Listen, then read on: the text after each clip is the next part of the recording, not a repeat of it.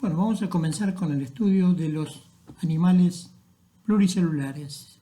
Es decir, ya terminamos con los unicelulares eucariotas, ahora vamos a continuar con los animales que están formados por más de una célula.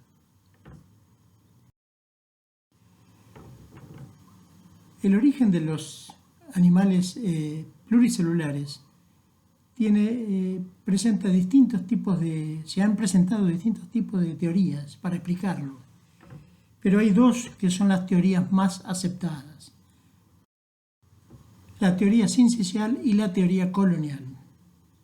La teoría sincicial propone que el ancestro fue un protista multinucleado, ciliado y de simetría bilateral. Llamamos sincicio a un tipo de tejido en el que los núcleos no están separados por membranas celulares. La otra teoría es la teoría colonial, que está basada en la propuesta de Haeckel, quien sugirió que un protista flagelado colonial dio lugar a un antecesor planuloide, tipo como las larvas ciliadas, nadadoras, que son características en los nidarios. Denominó a este ancestro hipotético como blastea, y los primeros metazoos aparecieron por invaginación de la blastea. El organismo resultante se llamó gastrea.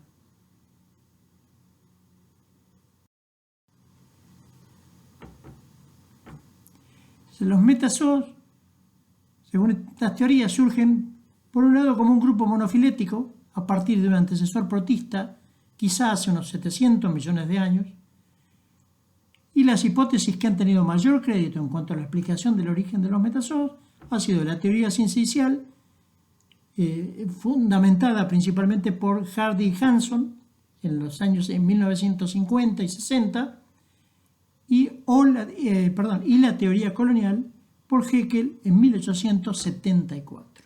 Esas son las dos teorías que tienen mayor solidez actualmente para explicar el origen de los animales pluricelulares. La teoría sincicial propone que el metazoo ancestral fue un protista multinucleado, ciliado y de simetría bilateral, que era bentónico, es decir, que vivía en el fondo del mar, deslizándose por el fondo del mar, reptaba por el fondo, con el surco oral dirigido hacia el sustrato, es decir, donde estaba la boca dirigida hacia el sustrato, hacia abajo. Los núcleos superficiales quedaron separados unos de otros por la aparición de membranas celulares, dando lugar a una epidermis celular alrededor de una masa sincicial interna. Esto es el concepto de la teoría sincicial del origen de los animales pluricelulares. La teoría colonial sugiere que protistas flagelados son del grupo de los coanoflagelados coloniales, los que actualmente son algo similar a lo que se propone, son lo que es las colonias de Volvox. Ese es el género de un protista que es colonial y que es flagelado. Dio lugar a un antecesor metazoo planuloide. Era una esfera hueca de células flageladas denominadas blastea. Los primeros metazoos aparecieron por invaginación de esa blastea, resultando una gastria, que era semejante a la gástrula de muchos animales actuales. Esas palabras de blástula y gástrula ustedes ya la han visto cuando se tocó el tema de desarrollo embrionario.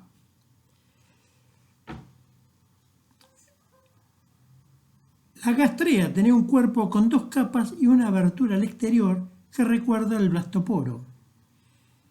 Consideraba esta teoría a la gastrea como el precursor metazoo de los nidarios.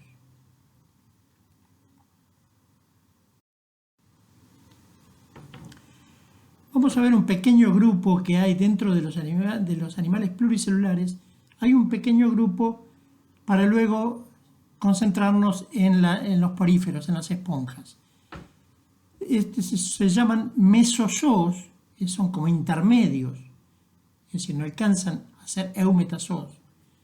Son animales diminutos, ciliados y de aspecto vermiforme. Nivel de organización muy simple. Todos son parásitos de invertebrados marinos y miden entre medio milímetro y 7 milímetros. Solo poseen de 20 a 30 células dispuestas en dos capas no homólogas a las capas embrionarias. Tenemos dos clases de mesozoos, los rombozoos y los ortonéctidos. Los rombozoos viven en los riñones de cefalópodos bentónicos, es decir, cefalópodos, que son moluscos, que viven apoyados en el fondo, es decir, por ejemplo, los pulpos. Los adultos llamados vermiformes, es decir, con forma de gusanos, son largos y delgados. Los ortonéctidos son parásitos de una gran variedad de invertebrados, como moluscos bivalvos, poliquetos, que son anélidos, y nemertinos. Aquí tenemos esquemas de mesozoos. Esta es la forma que parasita al cefalópodo bentónico.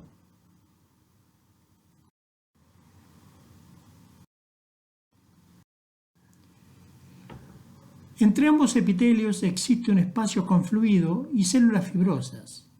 El organismo se desplaza sobre el alimento, segrega enzimas y luego absorbe los productos digeridos. Se lo considera diblásticos, aunque esas dos capas no serían semejantes a los blastodermos que ustedes vieron cuando se tocó el tema de desarrollo embrionario. Aquí tenemos Placozoa. Bueno, vamos a comenzar con el estudio de los animales más representativos. Tenemos a la derecha dos grupos, poríferos y ctenóforos, que están dentro del clado Radiata, pero que no pertenecen a los verdaderos metazoos, sino que son parazoos.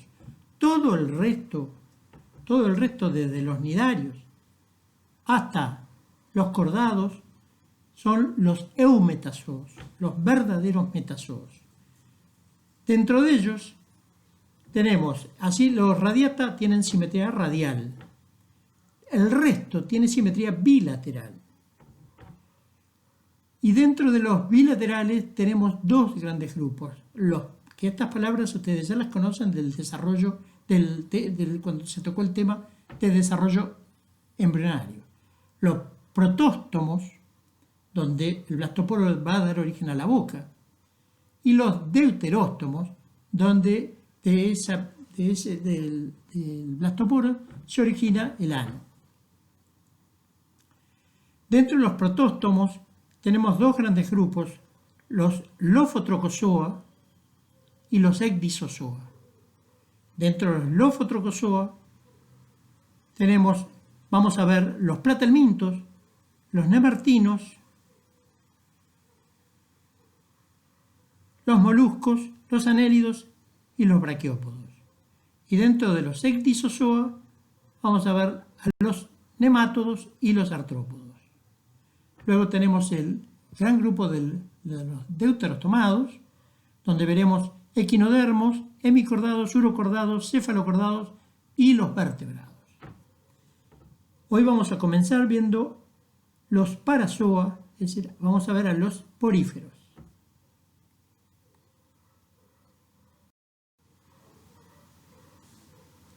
Parazoa phylum Porifera. Son las esponjas. Poseen el cuerpo cubierto de poros por donde filtran agua para capturar alimento. Son animales sésiles. Las corrientes de agua que pasan por su sistema canalicular le proporcionan oxígeno, alimento y por donde eliminan los desechos. Poseen un endoesqueleto de espículas de carbonato de calcio, de sílice o de colágeno.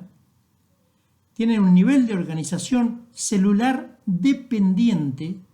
Recuerden que los protistas eran celular independiente como nivel de organización. En este caso, las esponjas son nivel de organización celular dependiente, aún no alcanzan a conformar un tejido. Carecen de órganos o tejidos, poseen elementos contráctiles muy simples, son pluricelulares, el tamaño varía de unos pocos milímetros a metros, poseen colores vivos, rojos, amarillos, naranjas, verdes, púrpuras, pero la coloración desaparece al sacarlos del agua.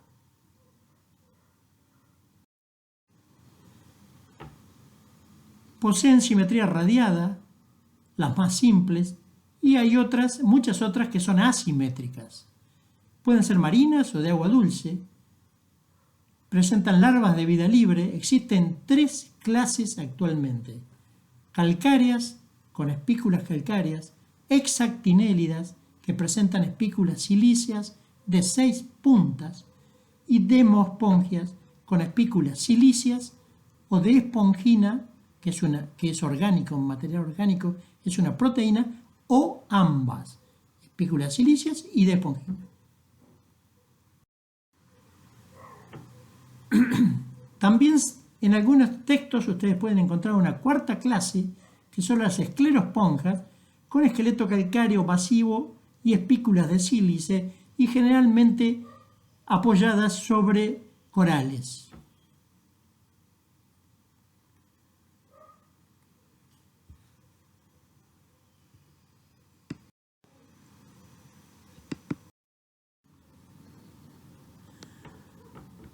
Las esponjas poseen externamente poros,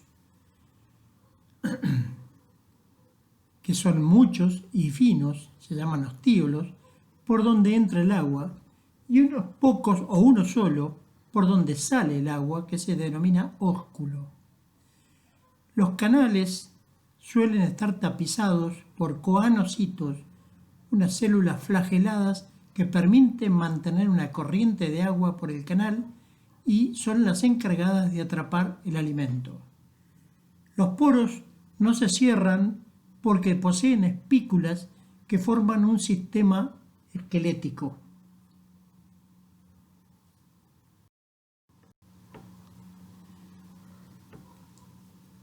De acuerdo a la disposición de los coanocitos en la esponja, podemos determinar 3 tipos de sistemas de canales o de diseños de esponjas en base a la ubicación de los coanocitos en diferentes partes de la esponja.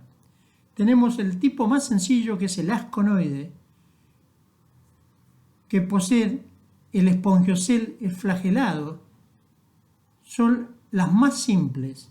El agua entra por los poros dermales, pasa por una cámara atrial, el espongiocel, que está tapizada por los coanocitos.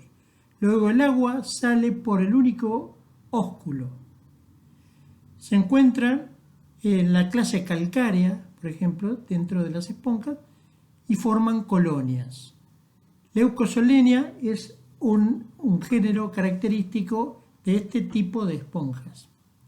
Entonces, en las asconoides, los coanocitos están tapizando el espongiocel. Aquí tenemos un esquema de una esponja asconoide.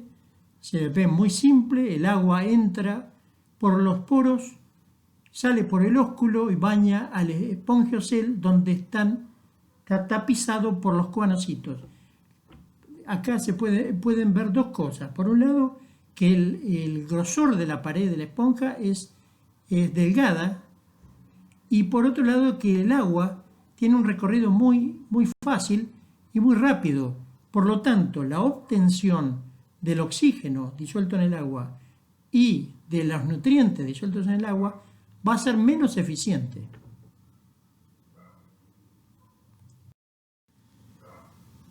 Aquí tenemos Leucosolenia, que es una esponja asconoide por el diseño canalicular. El segundo tipo son las ciconoides, que presentan canales flagelados. El agua penetra por los ostíolos dermales en los canales incurrentes.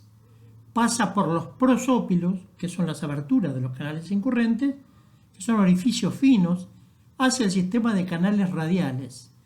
Allí los coanocitos capturan el alimento y empujan el agua hacia los apopilos para desembocar en el espongiocele.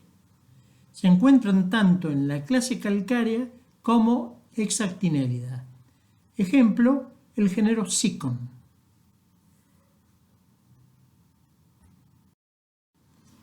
Aquí tenemos un esquema.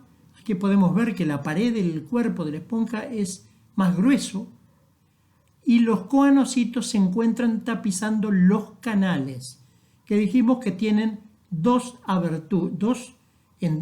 una entrada y una salida los canales.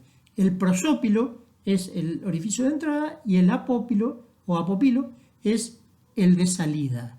El agua va al espongiocele, que está mucho más reducido que en las asconoides, y sale por el ósculo.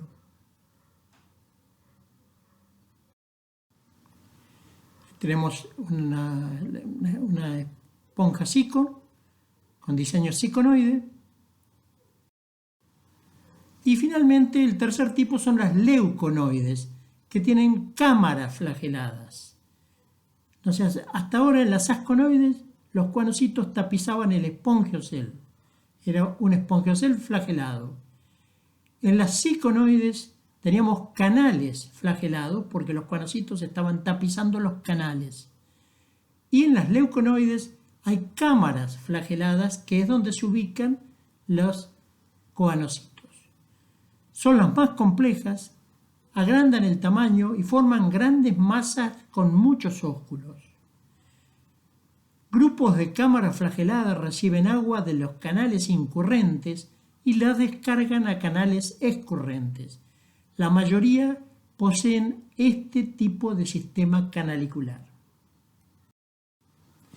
Aquí lo tenemos. Fíjense que el grosor de la pared de la esponja es muchísimo más desarrollado que en los dos grupos anteriores. El espongiocele prácticamente está reducido.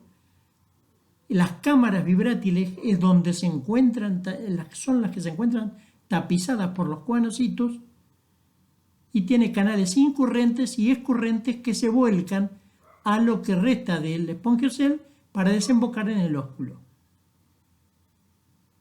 Lógicamente, el agua va a tener un recorrido mucho más lento, es decir, va a ir a una velocidad mucho más lenta por la cantidad de canales intrincados, y luego tiene que ir a las cámaras vibrátiles para seguir por los canales escurrentes. Eso le va a permitir a la esponja obtener más oxígeno del agua y obtener más nutrientes. Por lo tanto, eso explica que son las más abundantes y las que son de mayor tamaño. Un mayor aprovechamiento, más eficiente el aprovechamiento de los gases disueltos en el agua y de los nutrientes. Aquí tenemos esponjas leuconoides. Acá tenemos los tres tipos, donde se ve perfectamente lo que les decía respecto al espongiocele, el tamaño del espongiocele, cómo se va reduciendo de asconoide a leuconoide, y cómo se va incrementando el espesor de la pared corporal desde asconoide hasta las leuconoides. La ubicación de los coanocitos, bien clara, en el espongiocele, en las asconoides, en los canales, en las siconoides, y en las cámaras vibrátiles, en las leuconoides.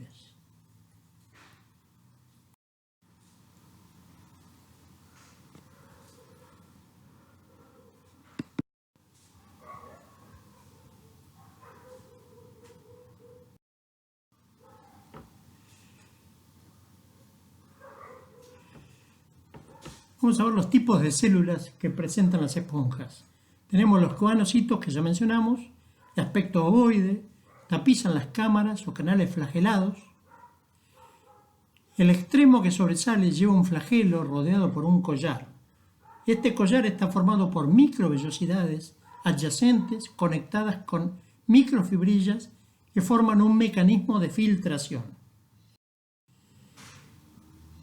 Ahí en el esquema los tenemos bien, vemos la estructura que tiene un conocito y la ubicación que tienen.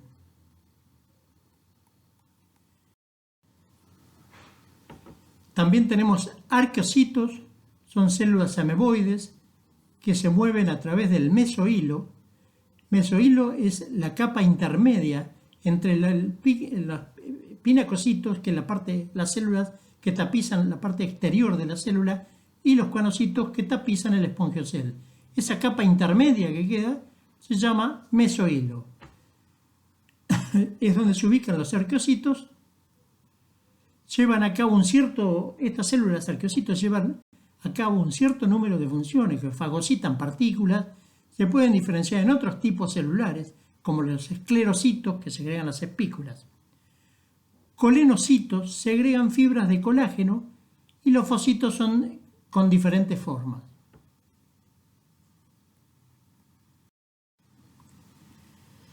Aquí tenemos un esquema con los cuanocitos, la parte basal, donde se ve perfectamente el flagelo, esas microvellosidades que conforman ese collar, la disposición de los mismos, la ubicación del ósculo, de los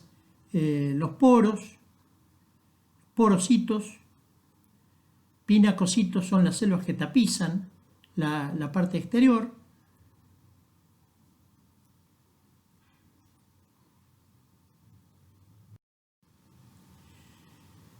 Poseen un exoesqueleto, las esponjas, formado por espículas o fibras orgánicas. El esqueleto sostiene a la esponja y evita el cierre de los canales. Las espículas pueden ser de colágeno y de un tipo especial de espongina que las segregan las demospongias. También existen espículas silíceas y de carbonato de calcio con 1, 3 o 4 radios.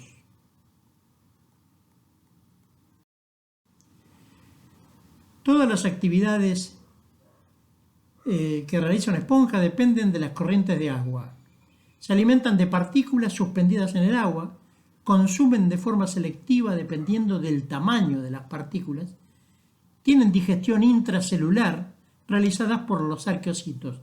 Ya nos hemos referido, cuando vimos protistas, a la digestión intracelular con formación de vacuola alimenticia y posteriormente los lisosomas cargados de enzimas hidrolíticas se fusionaban con las vacuolas alimenticias para realizar la digestión dentro de la vacuola. Las esponjas también poseen digestión intracelular.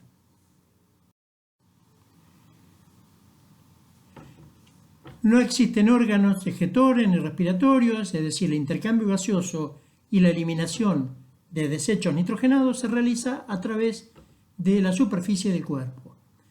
Ambas funciones se llevan a cabo por la célula individualizada por medio del proceso de difusión.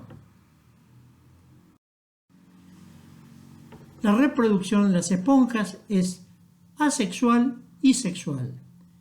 El tipo de reproducción asexual lo realizan mediante la formación de yemas internas o yemas externas, y fragmentación también seguida de regeneración.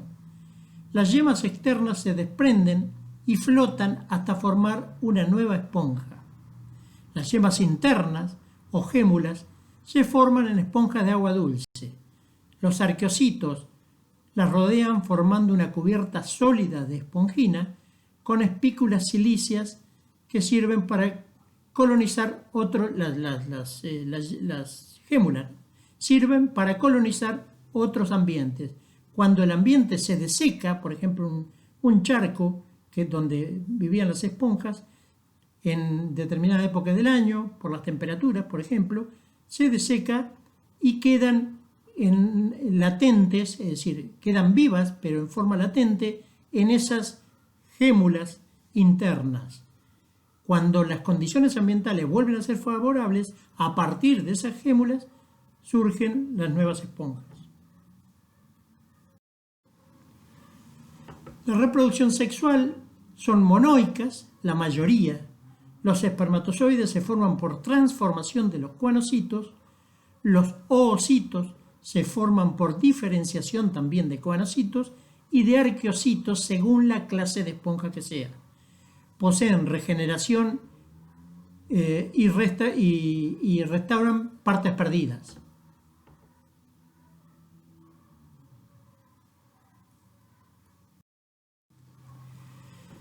Tenemos 3 clases, en algunas partes pueden ver una 4ª clase, la clase calcárea, que se caracteriza por espículas de carbonato de calcio, son rectas o con 3 o 4 radios, presentan las 3 estructuras canaliculares, es decir, ascon, sicon y leucon.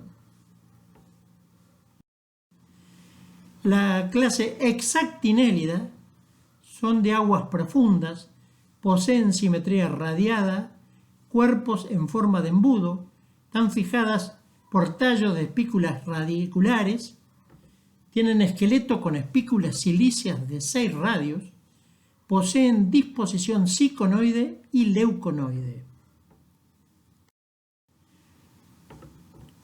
Forman una red de trabéculas de tejido vivo formado por la unión de los arqueocitos, ósculo grande cubierto por una placa cribosa de sílice, es una placa perforada de sílice, no hay pinacodermo ni mesohilo, es decir, falta la capa externa y la capa intermedia. La superficie externa y el espongiocel se tapizan por una red trabecular. Clase desmospongias. Las demospongias presentan espículas silíceas no exarradiadas, es decir, que no tienen 6 radios. Pueden estar unidas por espongina o no. Poseen estructura leuconoide y son marinos, a excepción de una familia de espongílidos que es de agua dulce.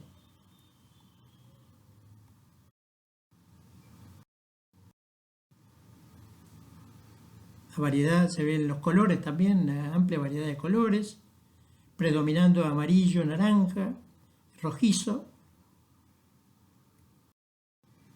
Aquí tenemos también, son distintos géneros y especies. En general son todas marinas estas. Son pocas las esponjas que hay de agua dulce.